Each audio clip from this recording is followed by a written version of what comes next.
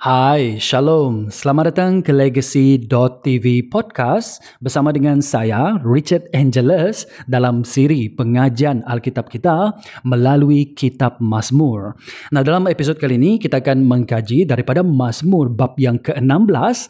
Nah, kalau kamu ada Alkitab bersama dengan kamu, saya sarankan kamu buka ke Mazmur bab yang ke-16 sambil kamu mendengar ataupun menonton podcast ini, sambil kamu melihat petikan firman itu sendiri. Nah, kamu sudah bersedia? Saya menggunakan terjemahan AVB, Alkitab versi Borneo sebagai terjemahan utama pengajian kita. Dan seperti biasa, kita melihat dari segi konteks ataupun latar belakang Mazmur ini dahulu. Ianya dimulakan dengan berkata, Mazmur Daud. Atau sebenarnya kalau kamu rujuk dalam terjemahan baru Indonesia, Miktam dari Daud. Nah, ada 6 Mazmur Miktam dalam kitab Mazmur. 2 ditulis oleh Daud ataupun 2 yang dikatakan ditulis oleh Daud, bab yang ke-16 dan juga bab yang ke-60, dan ada 4 lagi daripada bab yang ke-56 sampailah bab ke-59. Jadi semuanya ada 6 Mazmur Miktam. Persoalannya, apakah yang dimaksudkan dengan Miktam? Ada beberapa kemungkinan, 3 yang saya ingin senaraikan kepada kita. Pertama, salah satu kata nama Miktam dalam bahasa Ibrani ialah ketem, yang bermaksud emas. Oleh itu dalam King James Version yang lama, mereka meletakkan tajuk Mazmur bab yang ke-16 ini sebagai a golden sum. Ataupun dalam ILT, Indonesia Literal Translation edisi yang ketiga, sebab gold ataupun emas itu kan berharga. Oleh itu mereka meletak tajuk ini sebagai tulisan berharga dari Daud. Adakah ianya bermaksud emas ataupun berharga? Kedua, mungkinkah ini ialah istilah sastra ataupun muzik? Oleh itu kalau kamu rujuk dalam NIV, New International Version footnote, kamu akan mendapati mereka berkata probably a literary or musical term. Jadi adakah ini istilah sastra atau muzik? Dan kemungkinan yang ketiga, ada mengatakan, ini saya rujuk daripada Jewish Bible Study, mengatakan jurutulis Targum. Targum ialah kitab perjanjian lama yang diterjemahkan daripada bahasa Ibrani kepada bahasa Aram, sebab orang Yahudi pada masa itu mereka lebih fasih dalam bahasa Aram berbanding dengan Ibrani. Jadi yang dinamakan sebagai Targum. Ada mengatakan jurutulis Targum mereka ada membuat kesilapan ataupun varian yang sepatutnya bukan mereka tulis Miktam, tapi sepatutnya mereka tulis Miktab, yang bermaksud penulisan Daud. Dan ini beberapa kemungkinan. Adakah ianya bermaksud emas ataupun sesuatu yang berharga ataupun mazmur yang bernilai? Ataupun adakah ianya bermaksud tentang sastra ataupun tentang muzik, musical, ataupun ianya kesilapan ataupun variant. Ada juga yang mengatakan Miktam bermaksud secret ataupun rahsia. Sebenarnya kita tak tahu apakah maksud Miktam yang sebenarnya, dan ianya tidak sepatutnya menjadi sesuatu yang menjadi sesuatu hal yang besar sangat bagi kita, kerana tajuk ini ialah bukan sebahagian daripada firman Tuhan. Tajuk ini diberi oleh mereka yang compiling the book of Psalm. It is not part of the word of God. Jadi kita tak perlu risau sangat. Tapi I just want to make you aware, Mazmur Daud ini sebenarnya dikatakan sebagai Mazmur Miktam dari Daud. Nah, kategori Mazmur ini saya letakkan sebagai Mazmur keyakinan, kerana di sana saya perhatikan bagaimana pemazmur meletakkan hubungannya dengan Yahweh, dan saya tidak mendapati apa-apa permintaan daripada pemazmur, dan semuanya seolah-olah menunjukkan keyakinannya kepada Tuhan. Jadi saya kategorikan mazmur ini sebagai mazmur keyakinan. Seperti biasa, kerana kita mengkaji mazmur ialah lyrical poetry. Oleh itu sangat penting untuk kita melihat gaya bahasa ataupun literary devices yang digunakan. Ada banyak, tapi ini 3 top 3. Yang pertama tidak lain bukan ialah paralelisme. Ini sangat-sangat popular, yang bermaksud idea diulang dengan maksud yang sama tetapi dengan lebih mendalam lagi.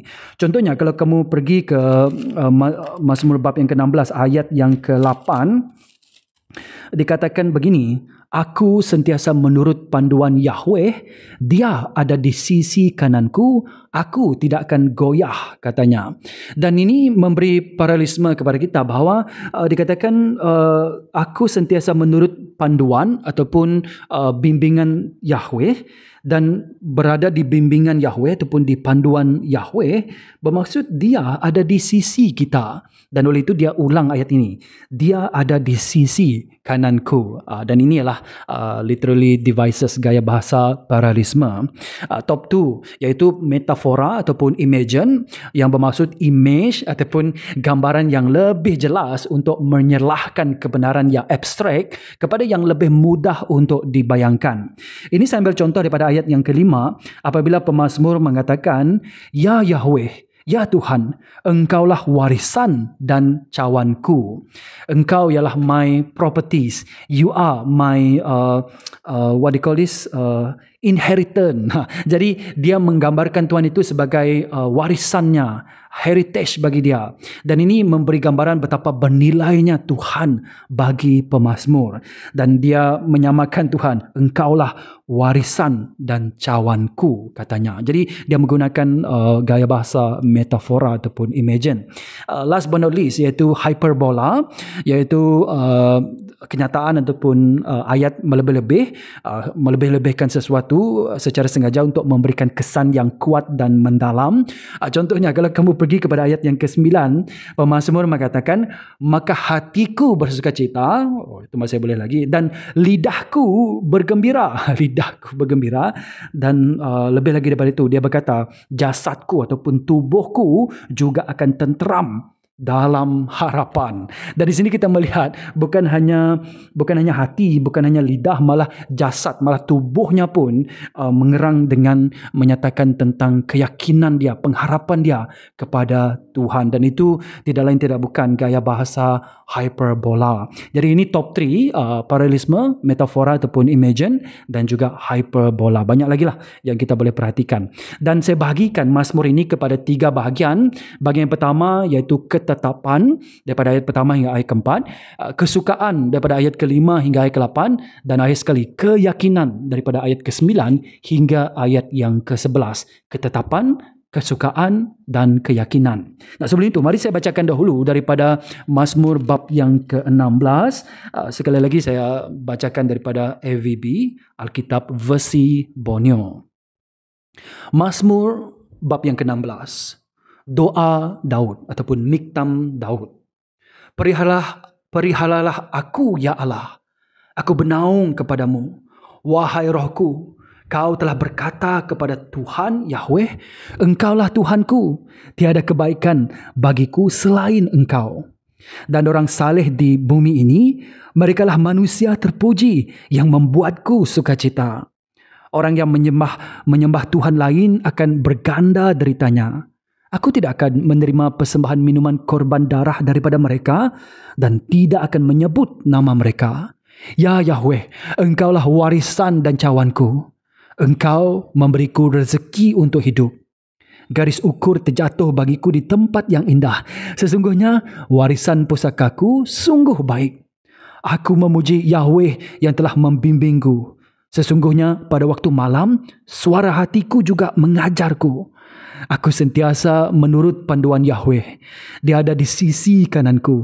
Aku tidak akan goyah. Maka hatiku bersukacita dan lidahku bergembira. Jasadku juga akan tenteram dalam harapan. Kerana Engkau tidak akan meninggalkan rohku di alam maut. Dan Engkau tidak akan membiarkan orang sucimu reput. Engkau akan menunjukkan aku jalan hidup. Di hadiratmu sepenuh bahagia dirasai, dan di tangan kananmu nikmat dikecapi selama-lamanya. Ini firman Tuhan. Nah, mari kita lihat bahagian yang pertama. Sekali lagi saya namakannya sebagai ketetapan daripada ayat pertama hingga ayat yang keempat. Nah, kalau kamu rujuk di sana kamu akan mendapati bahawa permintaan pemazmur tidak lain tidak bukan, dia berkata ayat pertama, Periharakan aku ya Allah, aku bernaung kepadamu, katanya. Jadi permintaan dia ialah supaya Tuhan memeliharanya dan minta pemeliharaan daripada Tuhan, keselamatan ataupun penjagaan ataupun perlindungan daripada Allah dan pemeliharaan daripada apa. Dan kalau kamu baca, saya baca Mazmur bab yang ke-16 dan merenungkannya, saya mendapati berdasarkan petikan ini, sebenarnya pemazmur dia minta Tuhan untuk memeliharanya, untuk melindungi hubungan dia dengan Tuhan, dengan Yahweh. Itu permintaan utama dia. Oleh itu, saya melihat dia ingin membuatkan ketetapan dalam kehidupan dia. Dia membuat what we call this, kalau kita cakap this is my stand yang dia akan lakukan. This is ketetapan yang dia buat. Dan ini saya perhatikan daripada ayat pertama hingga ayat yang keempat. Pertama, ketetapan dia ialah dia ingin mengarahkan rohnya dan dirinya kepada Yahweh. Di sini dia katakan, periharakan aku ya Allah, aku bernaung kepadamu ataupun aku berlindung kepadamu, wahai rohku. Kau telah berkata kepada Tuhan, engkaulah Tuhanku. Dan dia berkata tentang wahai rohku, ataupun dalam King James Version, KJV, menyatakan oh my soul. Dia menyatakan kepada dirinya sendiri, rohnya sendiri. Ataupun kalau kita pergi kepada terjemahan baru Indonesia, dia berkata, aku berkata kepada Yahweh.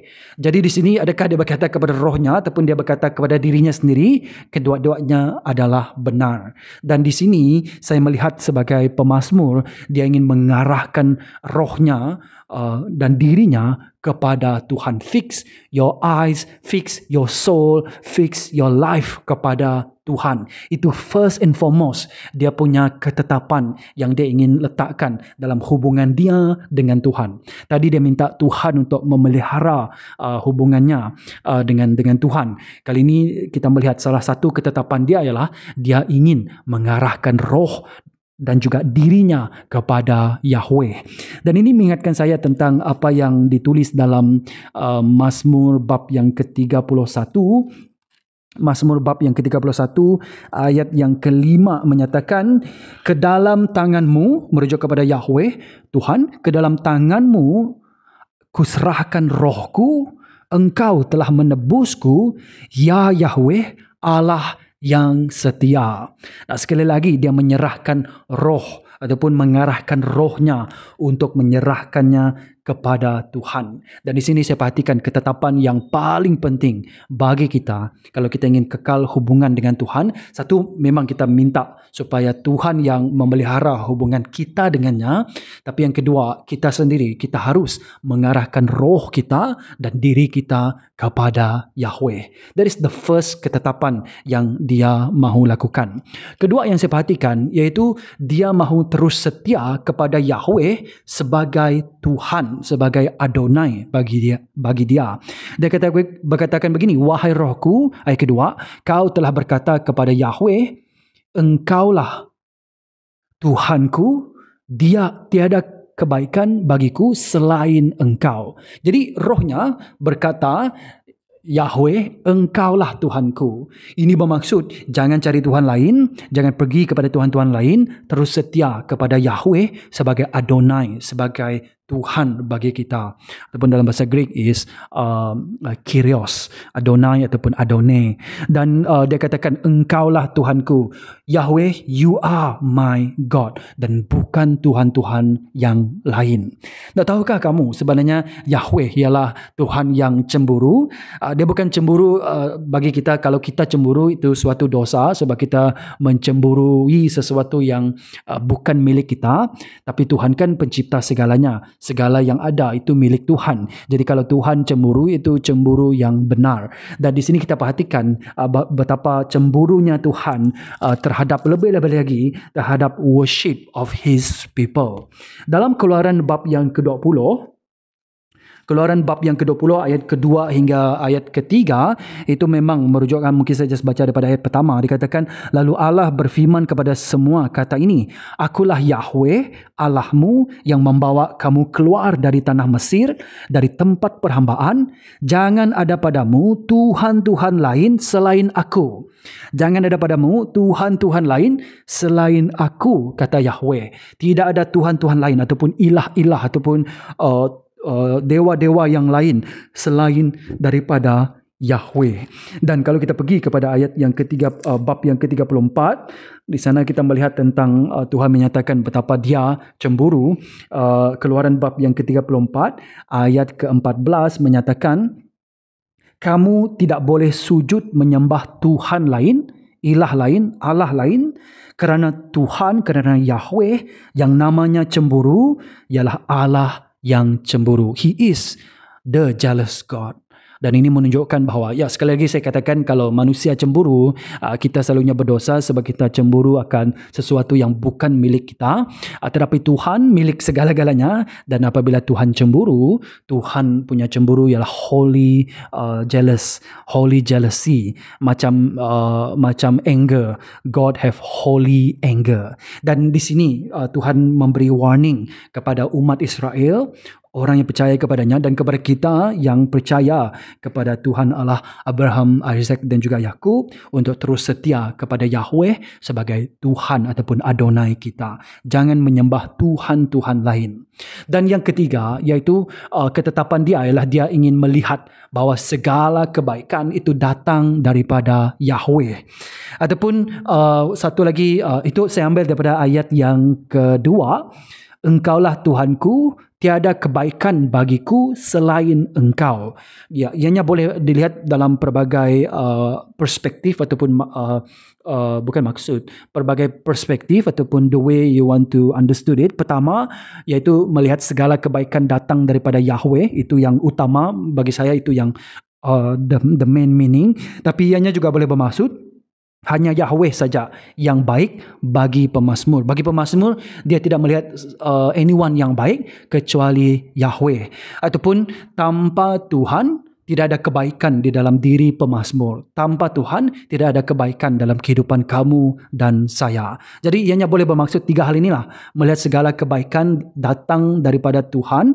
The goodness, anything good only come from Yahweh.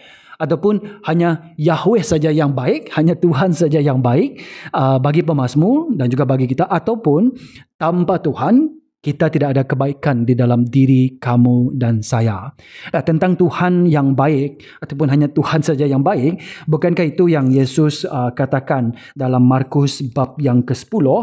Markus bab yang ke-10 ayat yang ke-18, apabila ada satu orang yang kaya, dia berkata, wahai guru yang baik, apakah yang harus aku buat untuk mewarisi hidup yang kekal? Dia tanya. Dan ini kata Yesus, Markus bab yang ke-10 ayat ke-18, Yesus berkata kepadanya, mengapa kamu mengatakan aku baik? Tiada siapa yang baik kecuali Allah, kata Yesus. Dan amen and amen. Hanya Yahweh, Tuhan Allah saja yang baik. Dengan orang itu berkata bahawa Yesus ialah baik, are you calling me God? Say Jesus. Itu juga itu kita sudah perhatikan dalam pengajian kita dalam kitab-kitab Injil. Jadi bagi pemazmur ini, dia menetapkan dan dia ingin untuk melihat segala kebaikan datang daripada Yahweh. Dan yang ketiga, dia menetapkan untuk mengagumi dan juga meneladani ataupun mencontohi orang saleh. Itu sangat penting. Dia berkata ayat ketiga, dan orang saleh di bumi ini, merekalah manusia terpuji yang membuatku sukacita, katanya. Ataupun dalam terjemahan baru Indonesia mengatakan, yang selalu menjadi kesukaanku. Dia pemazmur ini, orang benar akan admire orang benar. Orang benar akan suka ataupun mengagumi orang benar. Dan begitu yang terjadi kepada pemazmur ini. Dia mengagumi dan juga meneladani orang saleh. These are the people yang kita harus contohi. You see, kita jangan hanya hidup diri kita sendiri saja.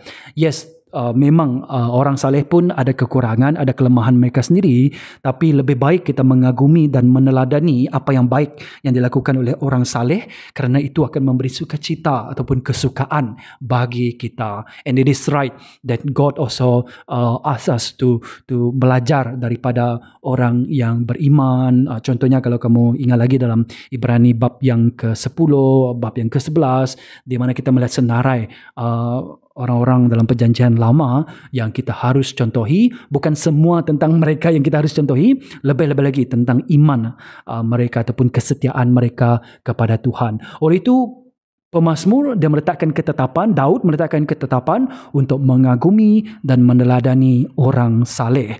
Nah, mari kita lihat yang kelima, iaitu dia menetapkan untuk tidak akan melakukan dan mengucapkan ritual kepada Tuhan ataupun Allah ataupun ilah yang lain. Dia tidak akan melakukan ini ataupun kepada berhala. Dia katakan dalam ayat yang keempat, orang yang menyembah Tuhan lain akan berganda deritanya. Aku tidak akan menerima persembahan minuman korban darah daripada mereka dan tidak akan menyebut nama mereka. Ataupun dalam terjemahan baru mengatakan, aku tidak akan ikut mempersembahkan. Aku tidak akan menyebut-nyebut nama mereka ataupun nama Tuhan mereka. Dan ini sangat dekat saya sendiri ialah daripada kaum Iban, dan of course kita ada tradisi yang dah berkait dengan keagamaan juga, yang walaupun ianya dilihat sebagai budaya yang dilakukan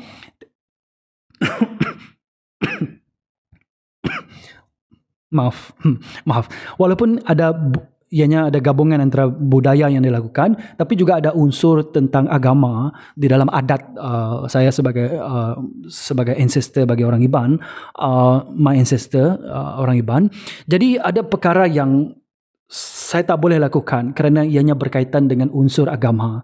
Dan kalau kita ingin menetapkan diri kita seperti pemazmur ini, mari kita melakukan penetapan ini untuk tidak melakukan ritual kepada Tuhan lain atau melakukan ucapan ritual kepada Tuhan-Tuhan lain, kepada ilah-ilah yang lain. We want to setia kepada Tuhan Yahweh yang kita kenal di dalam kitab Mazmur, dan Yesus Kristus Tuhan dan juru selamat kita.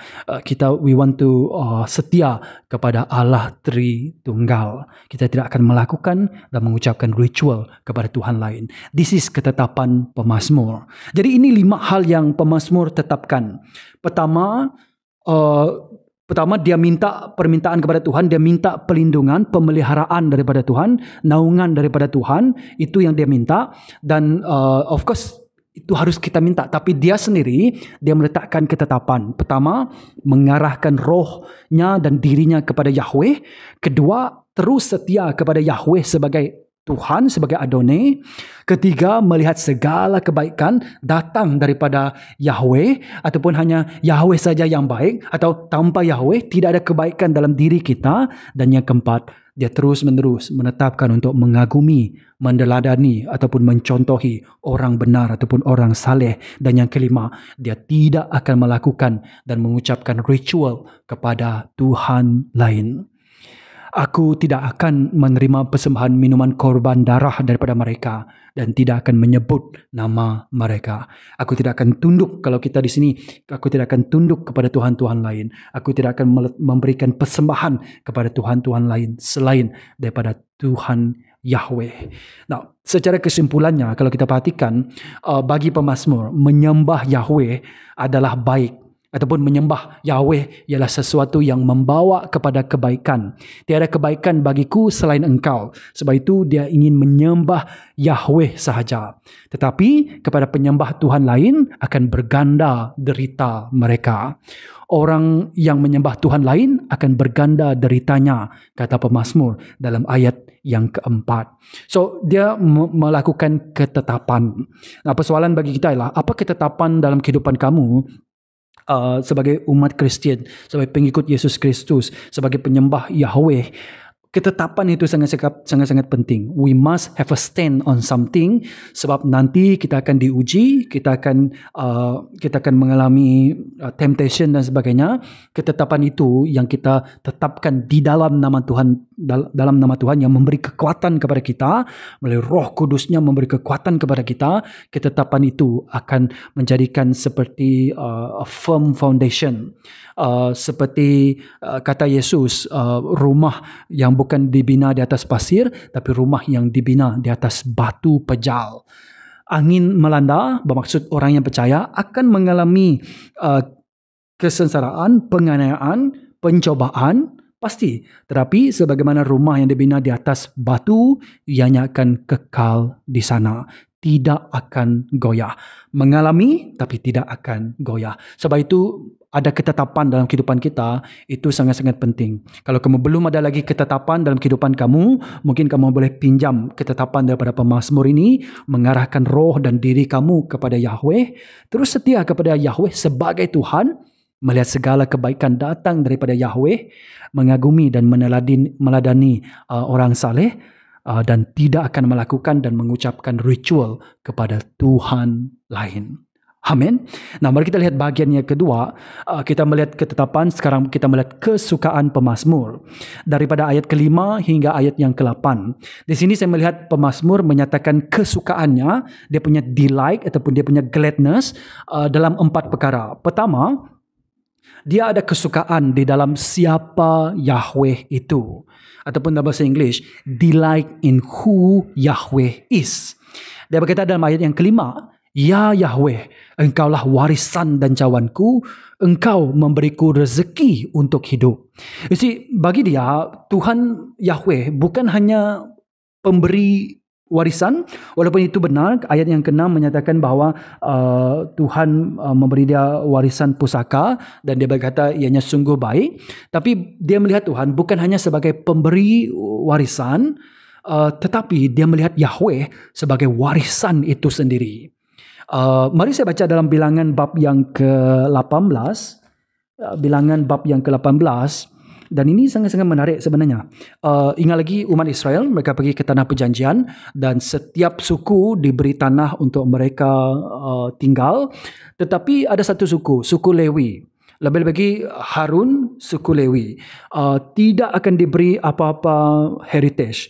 Tidak akan diberi apa-apa warisan. Tapi ini kata Tuhan. Tuhan memberi mereka sesuatu yang lebih baik lagi.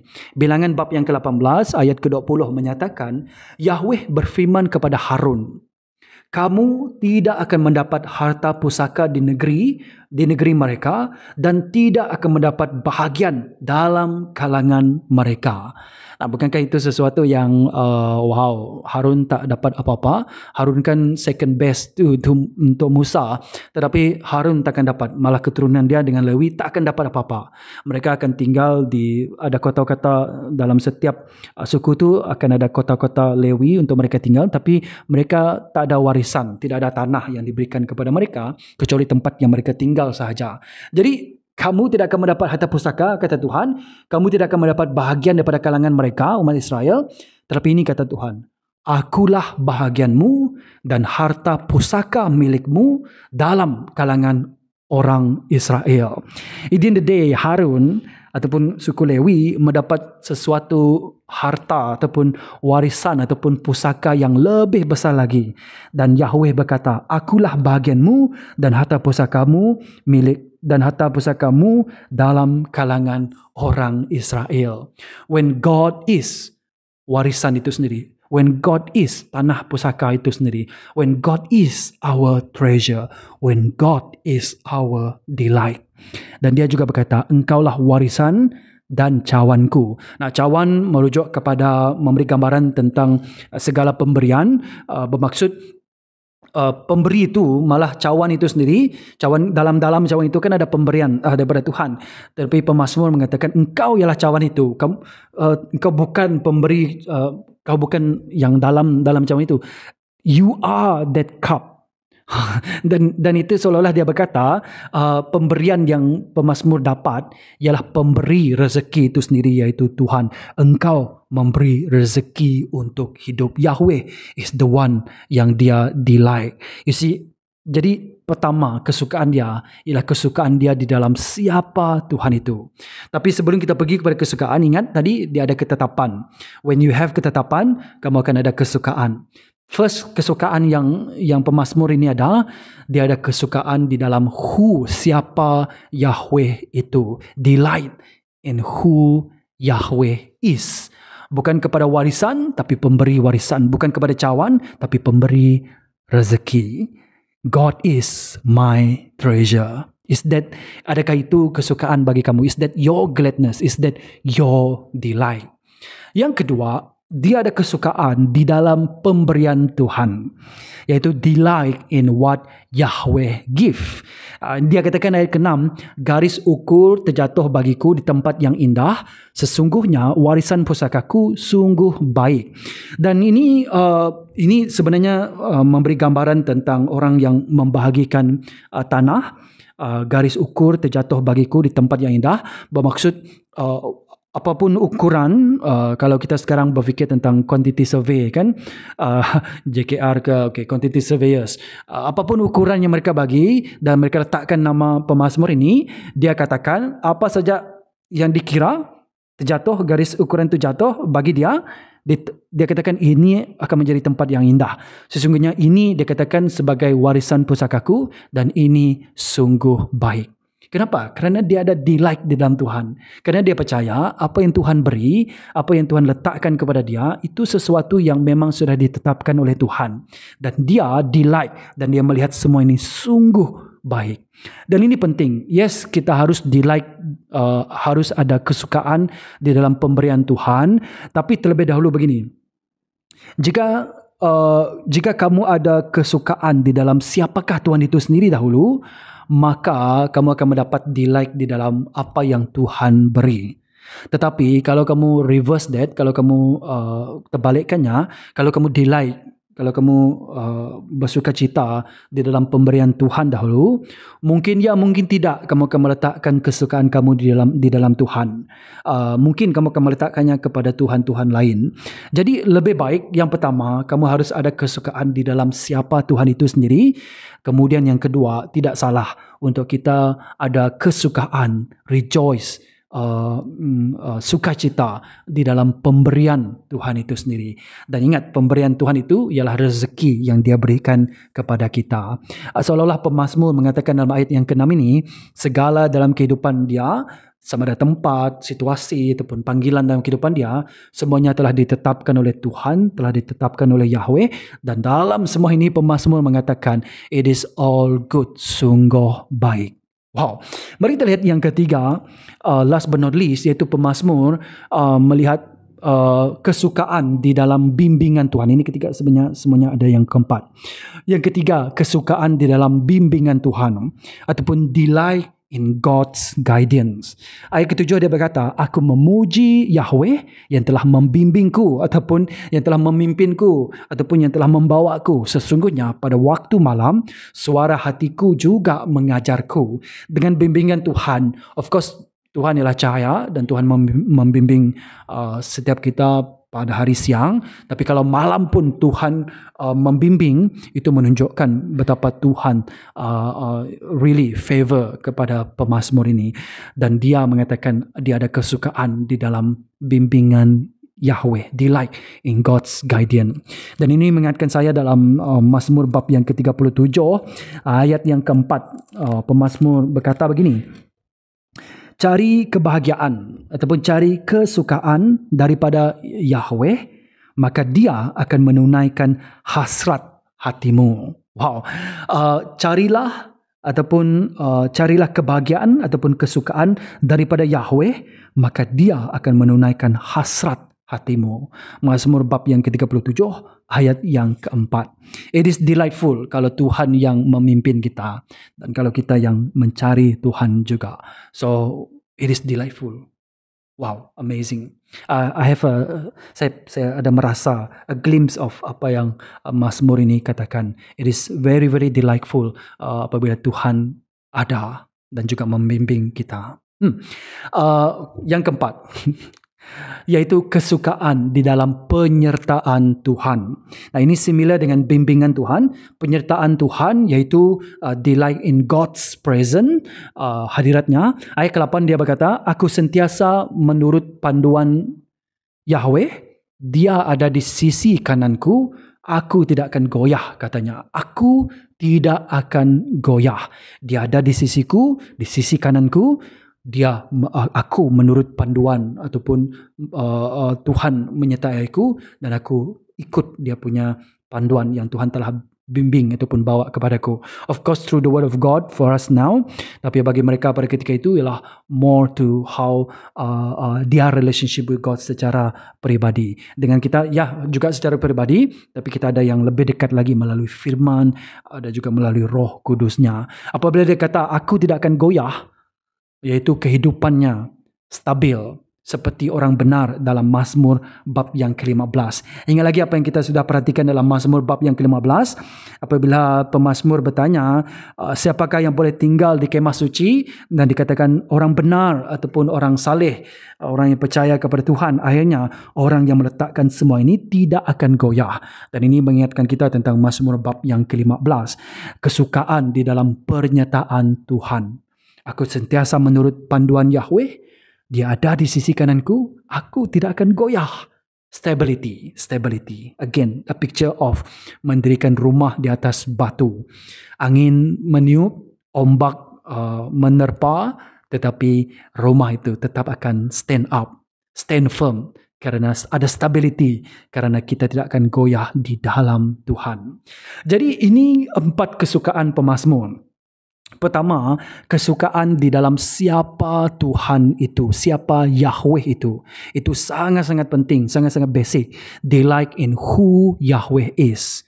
Yang kedua, kesukaan di dalam pemberian Tuhan, pemberian Yahweh. Delight in what Yahweh give. Dan yang ketiga, kesukaan di dalam bimbingan Yahweh. Delight in God's guidance. Dan yang keempat, kesukaan di dalam penyertaan Yahweh. Delight in God's presence. So God's guidance can be, kita boleh perhatikan sebagai firman Tuhan yang kita ada, ataupun kita mendengar daripada orang saleh, orang yang benar. Kita ikut apa yang benar yang mereka lakukan, contoh teladan yang mereka lakukan. Itu guidance of people around us. Boleh jadi guidance for us. The word of God is guidance yang paling utama. God's presence is the Holy Spirit within us, bagi kita yang dalam perjanjian baru. Nah, mari kita lihat bagian yang terakhir, last, yaitu keyakinan pemazmur ini. Ini saya dapat daripada ayat ke-9 ya, ayat ke-11. Mungkin saya bacakan sekali lagi, mungkin kamu sudah lupa, lebih lagi kamu yang mendengar dalam podcast, saya bacakan. Maka hatiku bersukacita, lidahku bergembira, jasadku juga akan tenteram dalam harapan. Kerana engkau tidak akan meninggalkan rohku di alam maut, dan engkau tidak akan membiarkan orang sucimu rebut. Engkau akan menunjukkan aku jalan hidup, di hadiratmu sepenuh bahagia dirasai. Di tangan kananmu nikmat dikecapi selama-lamanya. Amin. Kalau kita ada ketetapan, kalau kita ada kesukaan, ketetapan akan membawa kita kepada delight, kesukaan di dalam Tuhan, dan ianya akan menimbulkan keyakinan dalam kehidupan kita.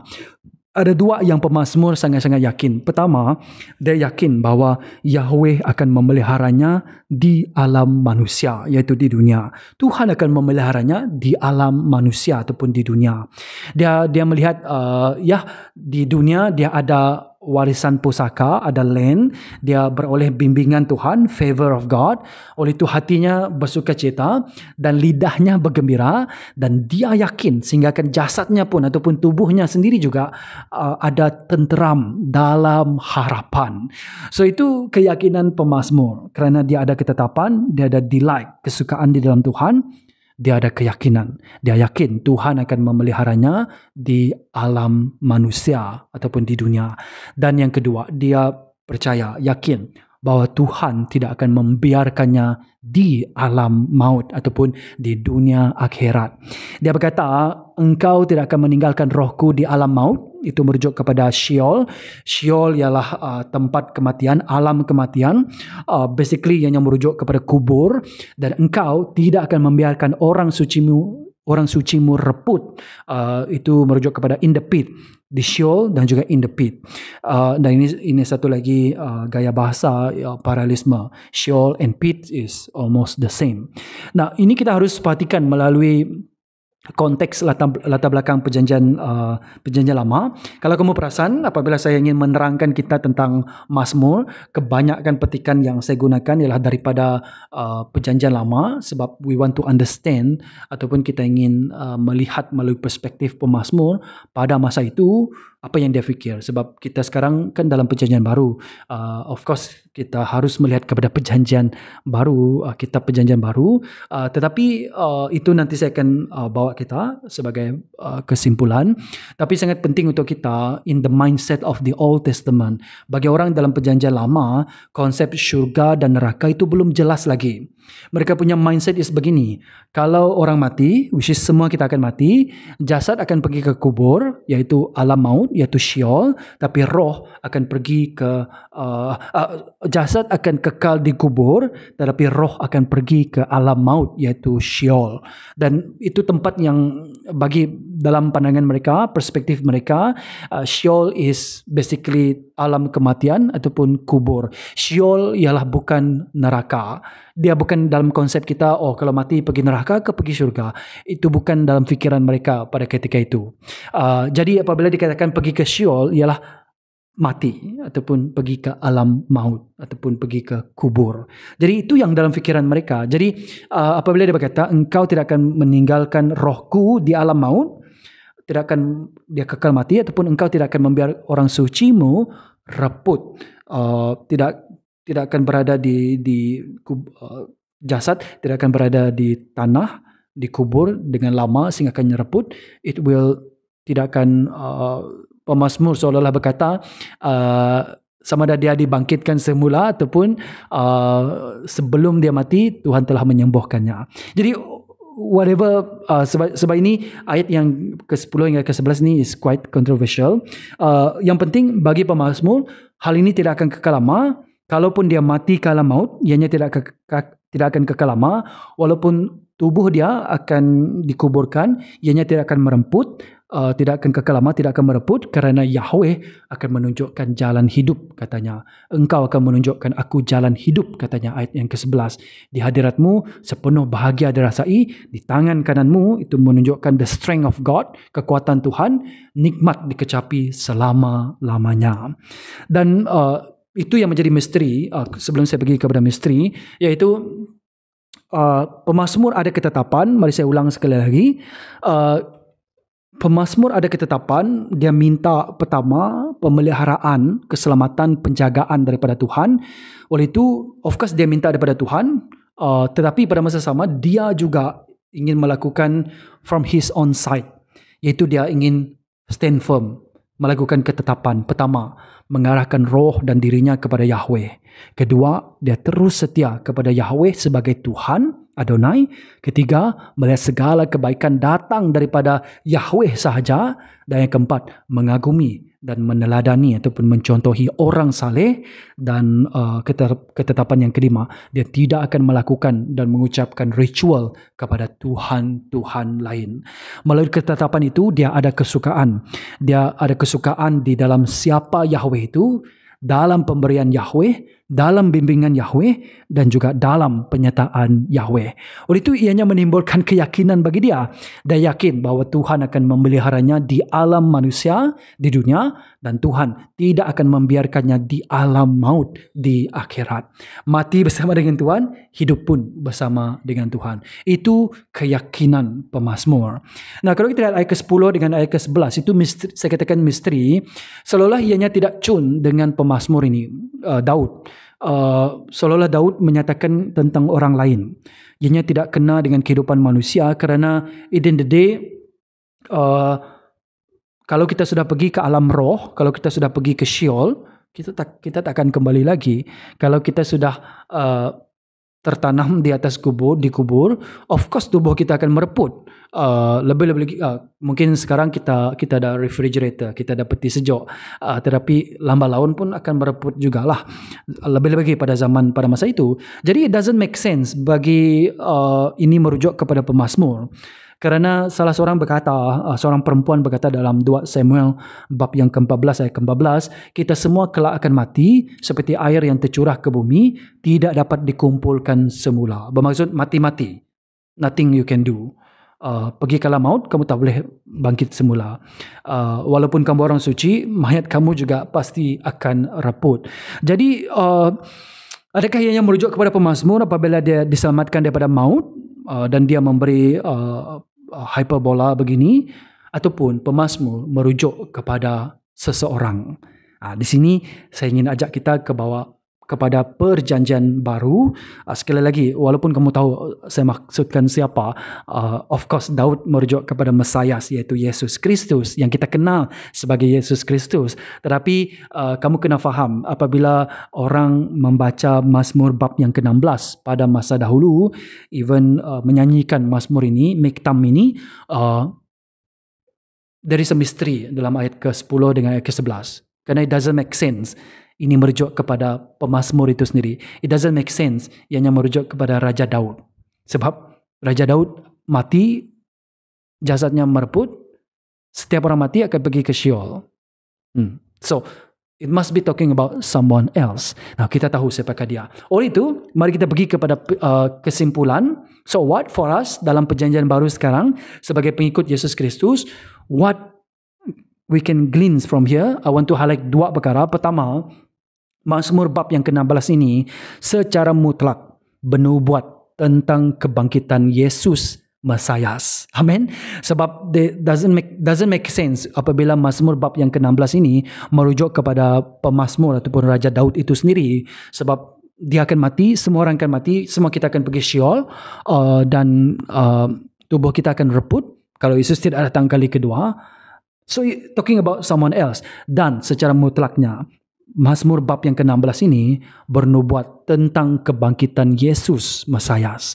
Rasul Petrus memetik Mazmur bab yang ke-16 ini, ayat ke-8 hingga ayat ke-11, dalam buku dalam terjemahan Septuagint, iaitu Old Testament Perjanjian Lama yang diterjemahkan daripada bahasa Ibrani kepada bahasa Yunani, dipanggil sebagai Septuagint. Kalau tadi apa saya katakan, pergi kepada Ibrani kepada bahasa Aram itu Targum, Ibrani kepada bahasa Yunani dipanggil sebagai Septuagint. Jadi Rasul Petrus memetik Mazmur bab yang ke-16 ini dalam Kisah Para Rasul bab yang kedua, ayat ke-25 hingga ayat ke-28, dan kemudian lepas dia petik, dia menjelaskan daripada ayat ke-29 hingga ayat ke-32. Dia katakan begini, bagi kamu yang mendengar podcast Kisah Para Rasul bab yang kedua, ayat ke-29 hingga ayat ke-32, dia berkata begini. Dia menjelaskan, Rasul Petrus menjelaskan bahawa Daud sudah meninggal dan dimakamkan, dan makamnya ada di tanah kita sampai hari ini. Oleh sebab dia seorang nabi dan menyadari bahawa Allah telah berjanji kepadanya dengan bersumpah bahawa dia akan mendudukkan seorang daripada benih keturunan jasadnya di atas taktanya. Dia telah melihat terdahulu hal ini. Maka dia bercakap tentang kebangkitan Kristus, kebangkitan Mesias. Bahawa roh Kristus, roh Mesias tidak akan ditinggalkan di alam maut dan jasadnya tidak akan reput. Allah telah membangkitkan Yesus ini dan kami semua menyaksikannya. Amin. Apa yang dikatakan Rasul Petrus? Dia katakan, ini tidak masuk akal menyatakan tentang Raja Daud sendiri dalam Mazmur bab yang ke-16. Sebab Daud telah meninggal dunia, makam dia ada bersama dengan mereka. Tetapi ini merujuk kepada seseorang, iaitu anak Daud, keturunan Daud, benih Daud, iaitu Mesias yang dibangkitkan oleh Tuhan. Dan Rasul Petrus mengatakan bahawa Kristus itu ialah Yesus. Allah telah membangkitkan Yesus dan kami semua telah menyaksikannya. Yesus, rohnya tidak ditinggalkan di alam maut. Jasadnya tidak mereput. This is talking about Jesus. He is the risen Lord. You see, kebangkitan Yesus daripada kematian ialah bukan hanya suatu teori, tapi ianya juga telah dinubuatkan daripada awal lagi. Lebih lagi dalam Mazmur bab yang ke-16 yang kita perhatikan dekat sini. Jesus is alive today. Daud telah mati. Technically kita panggil dia mati lah, walaupun kita tahu the saint is with the Lord, with our Lord God, Yahweh today. Tetapi Yesus, kita perhatikan, Daud ada makam, Yesus tak ada makam, kerana Yesus telah bangkit semula daripada kematian. Nah, oleh itu, this is kebenaran. Oleh itu, saya mahu kita respon. Poin yang kedua ialah kebangkitan Yesus Mesias yang dinubuatkan dalam Mazmur bab yang ke-16 ini harus diresponi. Kita bukan hanya mahu mendengar bahawa ya, Yesus benar-benar telah bangkit daripada kematian. Ya, Yesus tidak ada kubur, tidak ada makam. Even sekarang pun orang yang buat pelancongan dan sebagainya, mereka katakan, oh ini makam Yesus. Tapi technically tak ada, sebab jasad Yesus tidak ada dekat sana. Jasadnya tidak mereput, rohnya tidak ditinggalkan di alam maut kerana Yesus telah bangkit daripada kematian. Tapi kebangkitan Yesus harus menjadikan kita melakukan respon. Sebagaimana apa yang Rasul Paulus lakukan. Rasul Paulus juga memetik Mazmur bab yang ke-16 dalam Septuagint. Dalam Kisah Para Rasul bab yang ke-13 ayat ke-35, dia petik Kisah Para Rasul bab ke-13 ayat ke-35, dia petik untuk membuktikan bahawa Daud telah bernubuat tentang kebangkitan Yesus Mesias. Sekali lagi, bukan hanya Rasul Petrus, Rasul Paulus juga melihat Mazmur bab yang ke-16 ini digenapi melalui kebangkitan Yesus daripada kematian. Dan ini kata Paulus selepas dia cakap pasal kebangkitan Yesus, memetik Mazmur bab yang ke-16 daripada Kisah Para Rasul bab yang ke-13 ayat ke-38 hingga ayat ke-39, dia berkata, oleh itu ketahuilah saudara-saudara, melalui Yesus, berita pengampunan dosa disampaikan kepada saudara sekalian. Setiap orang yang percaya kepadanya diampuni segala dosanya yang tidak dapat diampunkan melalui Taurat Musa. Pendek kata, Rasul Paulus berkata, Taurat Musa tidak boleh menyelamatkan kamu. Hanya melalui iman kepada Yesus Kristus yang telah dibangkitkan oleh Tuhan Allah, membuktikan bahawa Yesus ialah benar-benar Kristus, benar-benar anak Allah yang melalui kematiannya, melalui kebangkitannya, pengampunan dosa, berita baik tentang pengampunan dosa itu diberikan kepada kita. Apakah respon kamu? Bukan melalui perbuatan baik kita, tapi melalui perbuatan baik Tuhan Yesus Kristus. Hanya Tuhan saja yang baik. Bukan melalui kematian kita, tapi melalui kematian Yesus Kristus. Bukan melalui Taurat Musa, tapi melalui kasih kurnia Tuhan. Siapa yang percaya kepada Yesus, kerana dia telah bangkit daripada kematian, membuktikan firman Yesus benar, siapa Yesus Kristus itu benar, Tuhan juga mengaminkannya dengan membangkitkan Yesus daripada kematian. Sesiapa yang percaya kepada Yesus akan diampuni segala dosanya, segala. Bukan 90%, bukan 70%, bukan insya Allah. It is amen, amen. Segalanya dosa akan diampuni. Datang kepada Yesus melalui iman kepadanya, percaya kepada perbuatan Tuhan, bukan perbuatan sendiri. Receive the grace of God, because God is good. Jesus is good. Yahweh is good. Apa respon kamu? Sampai jumpa lagi dalam episod yang akan datang. This is a very interesting passage. Jumpa lagi. Shalom. Bye.